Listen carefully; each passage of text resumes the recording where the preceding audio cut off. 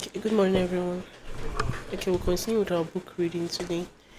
The Toyota Way to Service Excellence by Jeffrey K. Liker and Karen Ross. And we're in chapter 8, which says macro level people principle. Still looking at developing people's skills and mindsets to be masters of their craft. Yesterday, on page 266, we looked at principle 13, which says develop skills and mindsets through practicing Kata. We looked at the research behind Toyota Kata. We looked at the root cause and the way our brain works, which is where was talked yesterday. So the root cause and the way our brain works. Yesterday, in our book reading, we were able to learn that the brain learns, to favor whatever it focuses on. When your brain learns to, the way your brain learns is what you focus on repeatedly. That is how the brain works. So today on page 269, still looking at principle 13, develop skills and mindsets through practicing kata. We'll look at kata to practice towards mastery, sword making example. And if we could remember the definition of kata, it's defined kata as an approach to developing people that fits the way adults learn. The approach to developing people that fits the way adults learn. That is how Toyota defined what kata means. So today, kata to practice towards mastery, sword making. So kata are the practice routines that allows us to build effective habits. The more I practice a musical piece in proper way, the more easily I can assess what I have learned from memory and execute it with little energy expenditure. It is now fun and it frees me to focus on expression of the music. But I need to know what to practice and how in order to develop these priceless routines. And I need to know what it feels and sounds like to play in the right way, which I could not do effectively without my teacher's information input. The Japanese term kata is used routinely in the martial arts, which evolves through the mastery apprentice relationship. Many people saw the original film, The Karate Kid, when the master, Mr. Miyagi, ordered the student Daniel to clean his car, wax on, wax off for many hours. He orders him to sand a floor with a similar repetitive motion. He orders him to paint a fence with a repetitive motion. Daniel cannot imagine why he is mindlessly repeating this menial task day after day. Exhausted and frustrated, he finally has had enough and confronts Maigi. Finally, Mr. Maigi asks him to repeat the motion for sanding a wood floor, for waxing the car, and for painting a fence. He then engages him in a mock fight and tells him to sand the floor, now wax the car, and now paint the fence. Daniel uses the exact same motion to defend himself against Maige attacks. The light bulb came on.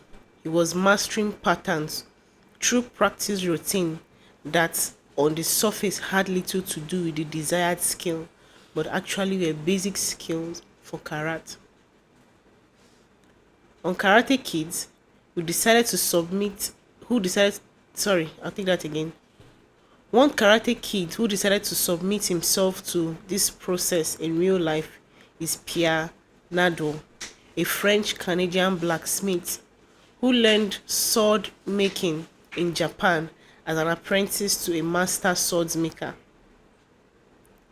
After 5 years of intense study, Submitting himself to the teachings of the master, he still came away feeling like an apprentice, and years later he refuses to call himself a master. He realizes how much more there is to learn. Pierre began his journey with a desired outcome. He loved the swords made by the hands of masters and wanted to learn to make this beautiful product. So he decided from the start that he would do whatever was necessary to develop the skills. He was aware of the rituals in the initial stage of learning from a master. The mindless work that appeared to be meaningless, but he committed to doing whatever he was asked with energy and enthusiasm.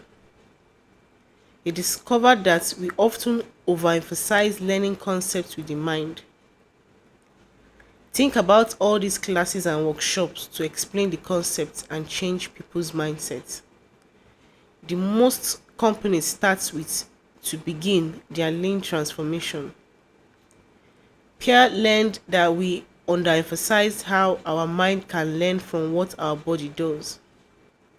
In fact, the master the master early on refused to answer any of Pierre's questions because it would be a waste of time, and it might give the apprentice the impression that hearing an explanation is the same as developing a skill. As Pierre Nado explained, the first aspect of traditional learning in Japan, and I realized later anywhere else in the world as far as craftsmanship is concerned, is that one should learn with one's body instead of one's hand. Nara Yuri Naru. Don't understand don't understand intellectually, but assimilate with your whole body. In the beginning, many questions were left unanswered. Literally, like you ask a question and my master would keep walking like I wasn't there at all. The idea is that even if he explained it to you in details, since you haven't had the experience, it would not make any sense to you other than give you a false feeling of having gotten it. Understanding is actually considered dangerous for it prevents open-mindedness and full body experience of someone doing something without any prior knowledge. Even if you give the exact recipe, someone with only an intellectual understanding wouldn't be able to replicate the same sauce. But an experienced chef could guess the right preparation without even knowing the recipe. Okay, this is where we'll stop for our reading this morning. Talking about kata, to practice towards mastery.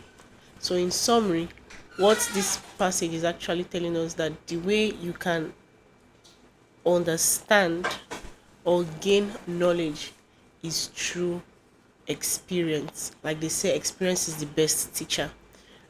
Like he said, when he asked his master questions, his master wouldn't answer him because his master felt like he won't understand even if he explains in detail until he has an experience.